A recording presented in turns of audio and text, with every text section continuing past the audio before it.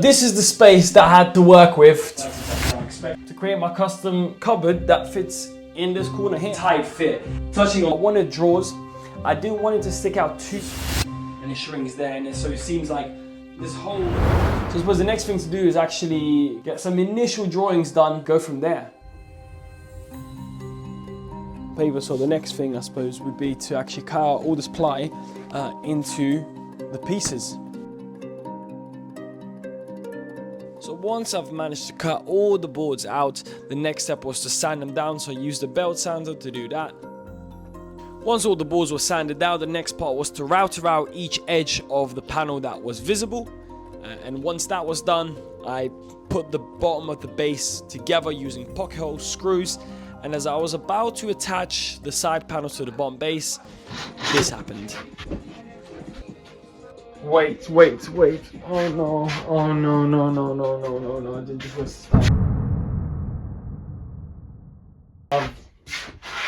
Major. Well, it's not major fuck up, but it's a big waste of time because I just did this for the last half an hour, just drilling the pocket holes, cutting this out, labeling it, and I just realized I cut it to the wrong size.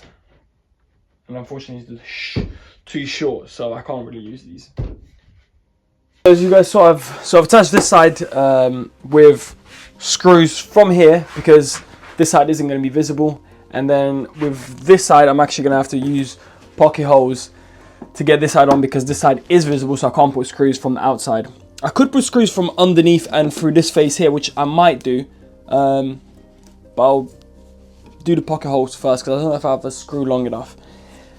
Also, ignore that the amount of pocket hole screws that are here. I made a mistake and I put these three in the wrong place, so they're not supposed to be there. It's these three here.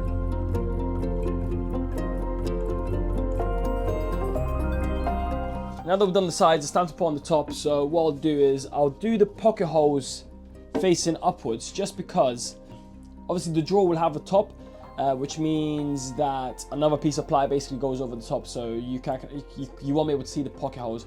If I do it this way, obviously you'll be able to see it from the inside of the drawer. Again, it really doesn't matter that much, but I'll do it anyway.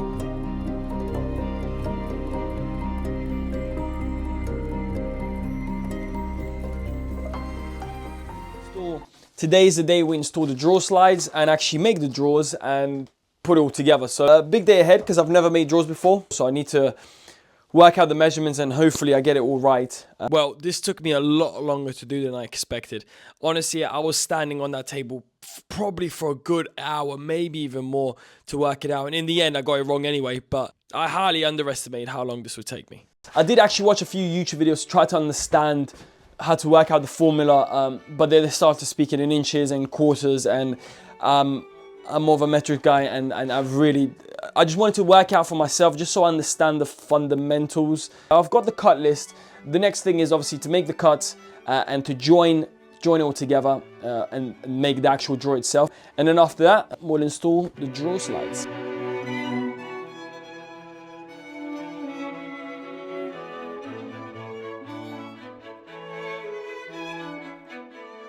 So I've got my 3 drawers cut out, and the next part is the most fun.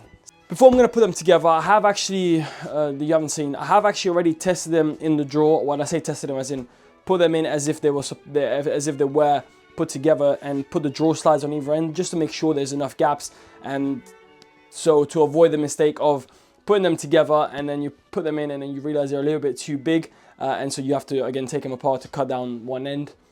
This way it kind of avoids me making a mistake. I'll do a quick 180 run and then I'll do a 240 grit by hand, just so they're all smooth. For anyone wondering as well, actually, you'll notice I'm using 3 shades of ply because I'm trying to do this on the budget and I'm not trying to spend a lot of money. I only bought 1 sheet of ply, which I've already used up for the actual base of the drawers, and so I have to build the drawers from the leftover ply that I had laying around in the workshop.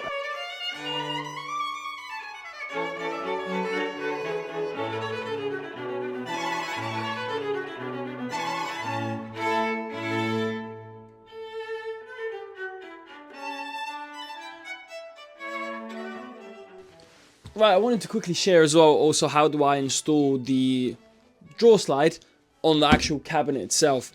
Again, this is my method. I'm sure there's plenty of ways of doing it, but this is what I've decided to do for this project. So, get yourself, obviously, once you work out the measurements, which is by far the hardest part, create yourself spaces. This drawer slide needs to be 530mm from the bottom of the base. So, what I'll do is I'll spread these two. I mean, you could just use one, but I'm just doing two just because. Then, again, you put your runner. You take your square edge. Again, make sure that's to the face. All nice and tight, and once you square it up, again, very, very simple, just put your screws in. Now I know that both drawer slides are in the exact same position, well, I hope so. So the way I'm going to join the drawers together and actually make the drawer is using pocket hole screws. This is probably, again, the simplest, easiest method of joining them together. But now I don't actually have a proper pocket hole jig.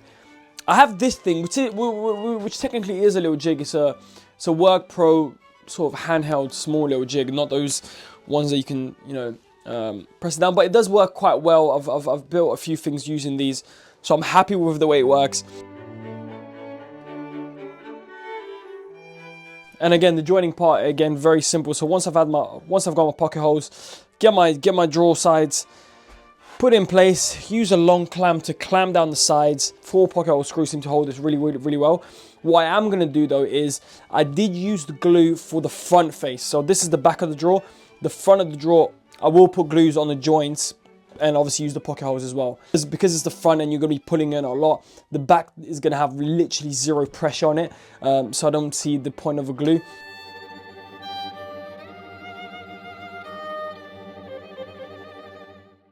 Here you can see me installing the bottom of the drawers using 6mm MDF and using some screws.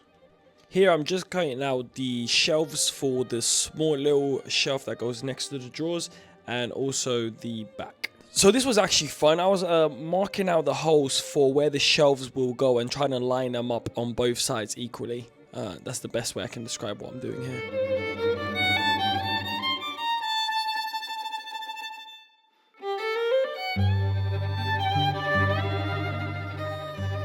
Right, so after a very frustrating period of me researching how to finish plywood, probably one of the worst plywoods I've ever worked with, massive regret using this, but anyways, what I've decided to do with the finish is not what I initially intended at all. Normally I quite like the look of natural wood. Even plywood I don't mind the look of if the plywood's good enough, but this plywood is just not. The initial idea was to just use some oil tint or something like that to get the look. Now, I do have a dark tint that really works really well with plywood that I know it works. However, I don't want to use a dark one for the bathroom. Considering the size of the bathroom is tiny, I think using dark color will make it even smaller. We wanted this piece to be a light color, and so I bought this light gray tint from Osmo. Because I know I've used Osmo before and I know they're a good brand. However, when I apply this on the plywood, literally nothing changed. It's completely transparent, which means if I put it on, the color doesn't really change at all. Unfortunately, I have made the decision. I've looked at so many YouTube videos. I've looked at so many different products, and it's such a frustrating part of the build that viewers don't get to see, unfortunately, or maybe fortunately. I've decided to paint them. I really don't like painting, especially covering wood, because then what's the point of building with wood if you can't really show it off? Anyways, but that's a lesson learned. There's a lot of lessons I've learned in this. When it comes to choosing plywood, it's a lot more important than I thought, because I just grabbed the first sheet I saw and I should have looked around, because next week I went into another DIY shop and I saw plywood that was almost pre-finished and it was perfect for what I'm building now. What I'm going to apply now is a wood primer first with an undercoat. So it's a primer and an undercoat. This one, bear in mind, this is going in the bathroom, so I want it to be somewhat durable. This is going to be a highly used piece of drawers. Primer first and then a paint color goes on top. So that's the plan.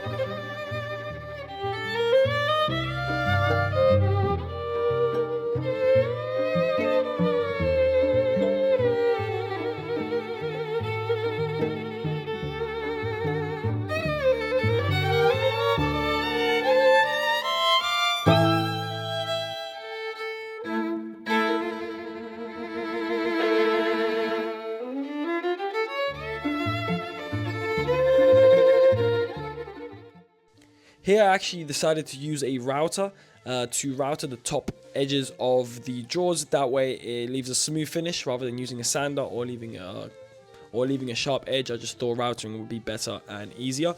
And also I decided to dye them brown rather than painting them grey as well. So everything's finally dry and painted and it's ready to be constructed. This is the finished look. I don't know what it looks like on camera, but I actually feel it looks a lot better in real life than I expected, and it feels a lot better than I expected also. So I'm very, very happy with the finished product. And here I am actually constructing the thing, using clamps to clamp it together, and then putting screws from the back, inserting the shelves, adding the back to it, screwing the back as well. Didn't paint the back because it's not seen. And here is the final look. Sorry, the mic cut out there, so I have no idea what I said there, but I'm sure I was just describing what it looks like. Well, good morning. The next day following from that, I am now cutting out the legs for... Wait for it, you're about to see. So my mic has run out of battery, so I'm going to have to do this a bit louder than normal. Anyway, so I'm a bit of a dilemma. I'm now at this stage where I need to attach the legs. This is what I thought of. So this is the hole where the laundry basket is going to go. Obviously, the worktop is going to go on top, and the door is going to be opening upwards like that. And so I need this gap as big as possible. This is roughly the space that I have. Literally where I've put it is how much space I've got. The dilemma I have is what to put in between this gap, because this seems a bit too close, as you can see. Oh, I suppose I could actually move that. Right now, after that dilemma was resolved, I am now screwing the legs to the frames of the drawers. So you can see I'm essentially framing out the whole corner there using just 2x3 timber. I've used a bit of 4x1 to connect those two units together, as you can see here. Using a level to leveling everything out, and using a square and building out the frame. Then I've added the bottom using a 6mm MDF again, and then using the same paint I used for the whole unit. I've obviously painted inside as well, using the same technique, and then I used 11mm plywood to actually do the backs of those cupboards. Here I am putting in all the drawers in and the top to start measuring out the faces of the drawers and how they all fit, and obviously cutting them all out. So now that we've got our drawer faces, the next couple of steps is to route all the edges out to make it nice and smooth, sand it down, put the holes for where the handles will go, and then paint it. So let's get that done today. Hi guys, really quickly, just wanted to actually share how I've just learned to do handles for drawers. You measure the center to center distance between the holes of the door handle, of the handle. You put your square, obviously you set your square to that distance. You put your square and mark 4 corners, okay, on each corner, like such. Yeah, so you put a pencil mark there, and a pencil mark there. And all you do is those corners, connect those corners to the actual edges of the drawer. So this to that, this to that, this to that, and this to that. Where the 2 lines meet, the 2 crosses, is your center. It worked for me, so there you go.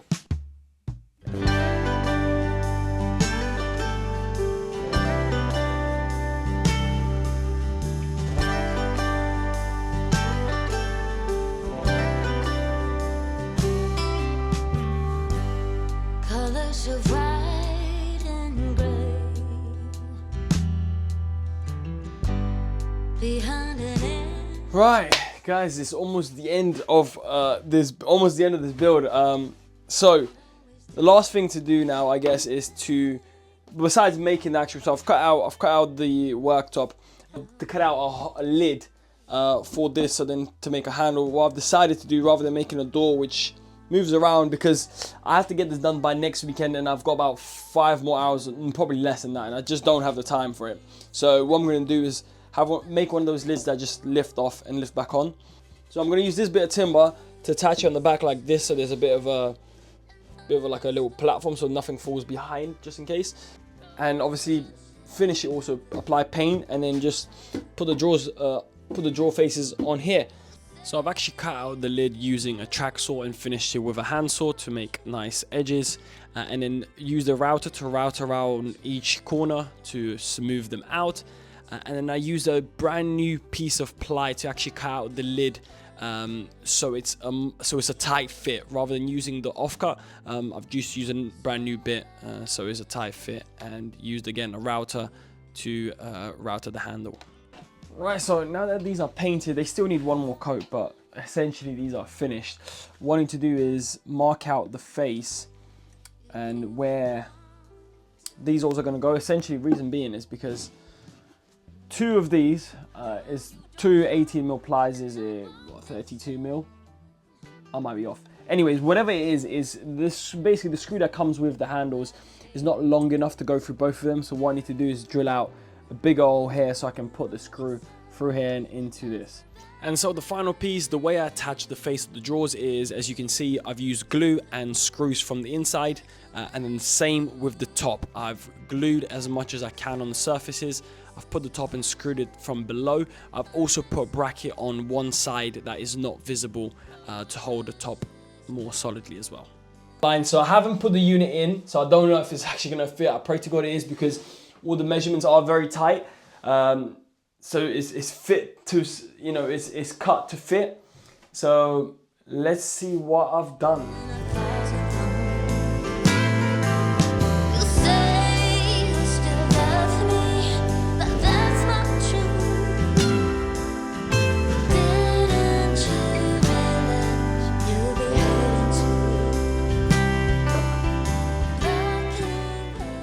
Let me just show you a couple of the problems that have come up.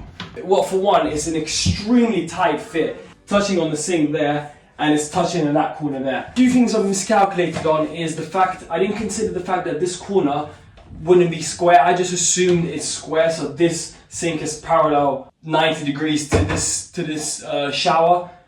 It's actually not, and because it's not, you'll notice this gap here is bigger than, it kind of goes and it shrinks there, and so it seems like this whole unit is actually kind of sitting on that corner, meaning it's not all the way down. That being said though, it doesn't take away from the functionality of the drawers. Every drawer works fantastically and it works exactly how I expected. The bathroom lid with the shower. What? The bathroom lid? The lid, the laundry goes,